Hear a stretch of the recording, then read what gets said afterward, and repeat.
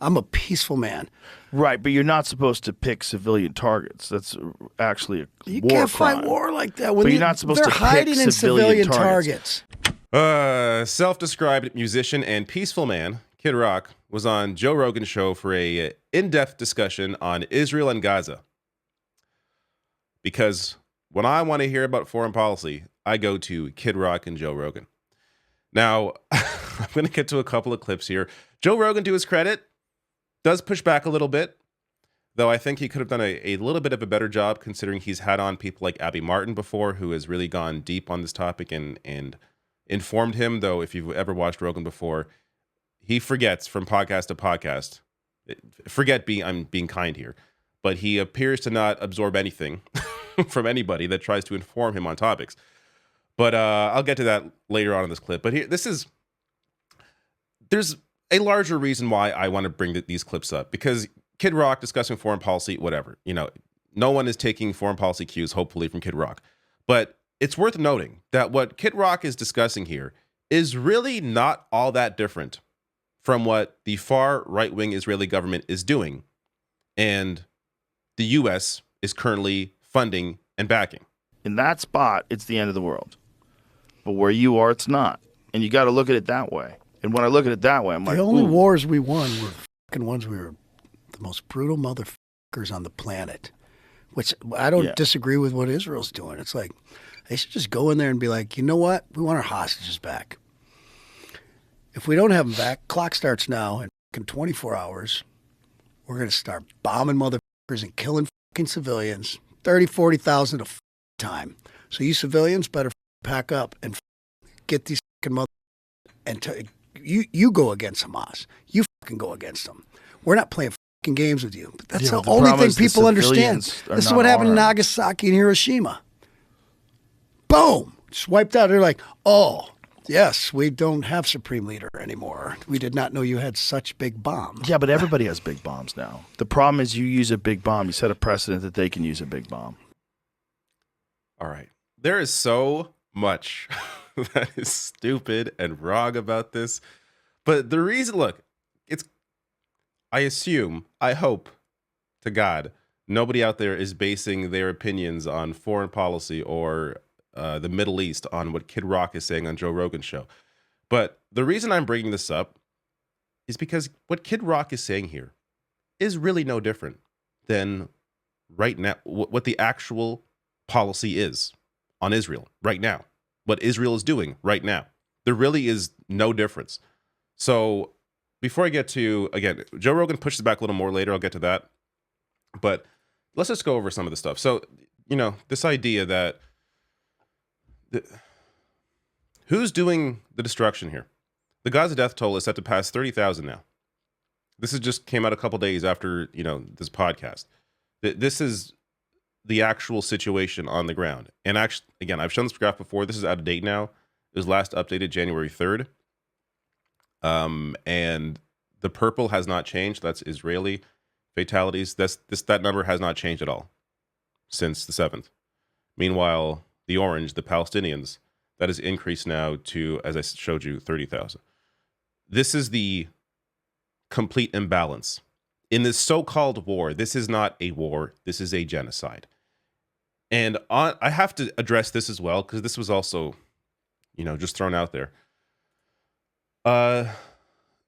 Nukes didn't win the war. Even Foreign Policy magazine, this is a conservative magazine. Even they put this out, I think it's 2016 they put this out. 2013. This is, as the years have gone by, more and more has come out. And this is still a debate. Some people still debate it's what ended the war, but there is enough that we know of that we can say that it didn't. The LA Times article here from 2016, bombing Hiroshima changed the world, but it didn't end World War II. Going on to write, Leahy, who was Truman's personal chief of staff, wrote in his memoir that the Japanese were already defeated and ready to surrender. The use of this barbarous weapon at Hiroshima and Nagasaki was of no material assistance in our war against Japan. MacArthur went further. He told former President Hoover that if the U.S. had assured the Japanese that they could keep the emperor, they would have gladly surrendered in late May. It was not the atomic evisceration of Hiroshima and Nagasaki that ended the Pacific War. Instead, it was the Soviet invasion of Manchuria and other Japanese colonies that began at midnight on August 8th, 1945, between the two bombings. So this has, again, has grown to become the consensus now, and still, there's still a debate about it. But just to blatantly throw out that this is what ended the war, I know that's the common thing because that's been in history books forever, but from what we understand now, that is not really the case. Now, and just going back, let's say it did. Is dropping a bomb on tens of thousands of civilians, is that the solution to any problem? I would say no. But, the Kid Rock foreign policy says differently. And as I've discussed, the genocide here, just to help to bolster that point, the ICJ report, which I discussed when that first was going down, Israel has been told to take steps to prevent genocide in Gaza. I'll get to how they are doing on that later on in this video. You're not going to be surprised by the result. And this is what I really want to showcase here. That Kid Rock's foreign policy, if you could call it that, is no different than what is actually happening. Than the perspective that Netanyahu and his allies, like the U.S. government, are supporting. Netanyahu calls Palestinians collateral damage as Israel destroys Gaza. This is back in November. And we have seen this number triple. So this is, again, I've discussed a lot of this before. Netanyahu just said from river to the sea, discussing how Israel must take full control or take over Gaza. And him and others around him have discussed the idea of developing that land themselves. Again, the whole point is to take the land. If the point was to get out the hostages, they would be working to do that as opposed to just completely grazing the land. Let me get to a little more of Rogan's pushback here because I want to be fair, show you more context to the end of the discussion. Especially now we have due reason to fuck them all up. Yeah, but if you think about you're a kid and you don't know why there's a conflict between Palestine and Israel, It's and you're fucking living in war. Palestine, and then they start bombing, It's and then they war. kill your mom. It's Yeah, but you didn't fucking do. war. But you didn't do anything. No, I'm sorry, man. This is fucking war. It's terrible. It's the worst thing on earth. I'm a peaceful man. Right, but you're not supposed to pick civilian targets. That's actually a You war can't crime. fight war like that. When But you're not supposed they're to pick hiding in civilian targets. They are. So that's where, like, the They're Mossad in have been able hospitals. to They get got into trenches hospitals. fucking underneath. They got operation centers. They killed those dudes. And all we can the do is other go day. by the reporting. Like, I get it. But at some point, you got to believe something, right? No, I definitely do. They definitely seem to be doing that. But also, if you're a person who's born in Palestine, you're under their control. It's not Yeah. your fault. And By birth. Yeah, but those aren't our enemy. Democratic politicians need to ask themselves, why do I have the same foreign policy as Kid Rock? If you continue supporting what Israel is doing, you don't think Joe Biden should do anything to change his ongoing funding and support of the far right-wing Israeli government as they are doing what they are doing in Gaza? You have the foreign policy of Kid Rock.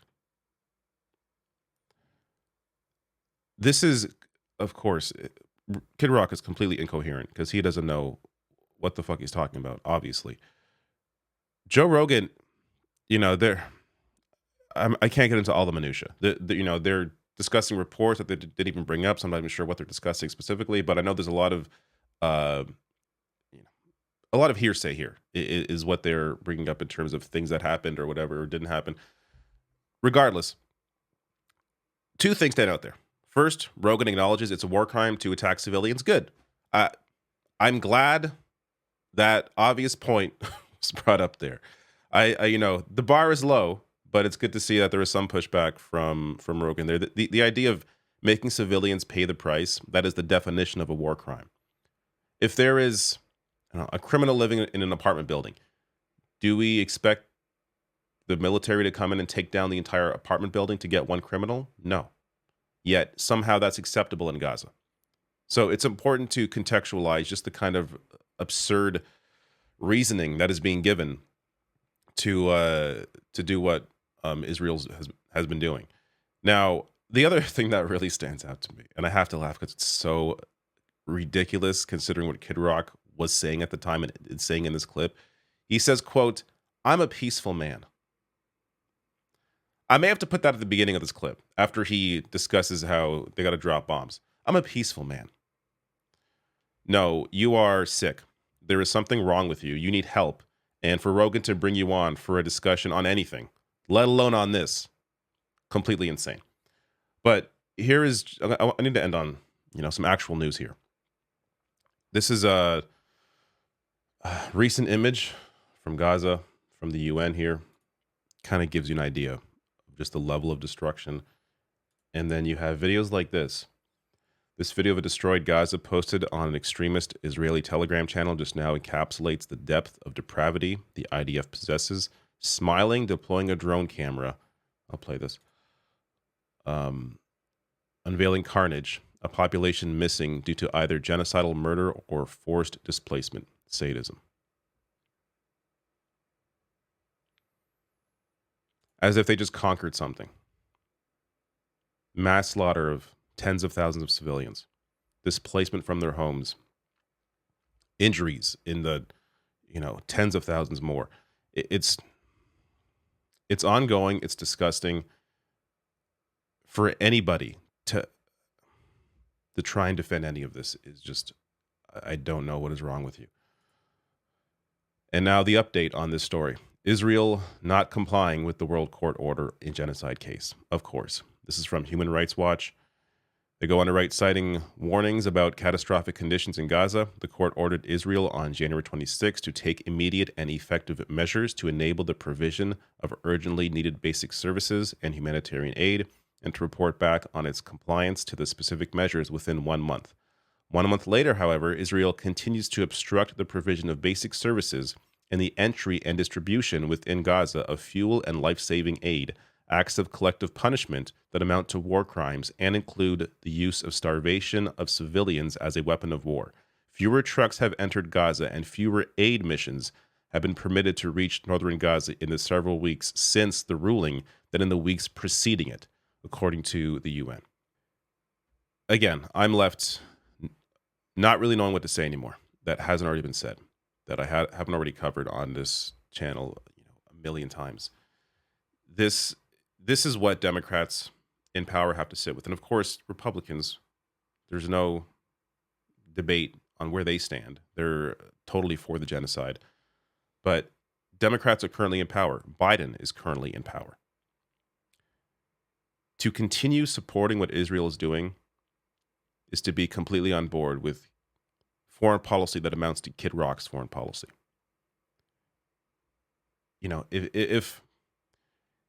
If the destruction of Gaza and the numbers we're seeing coming out of there and the devastation to women and children, if that isn't enough to sway you, maybe realizing you have the same foreign policy as Kid Rock will.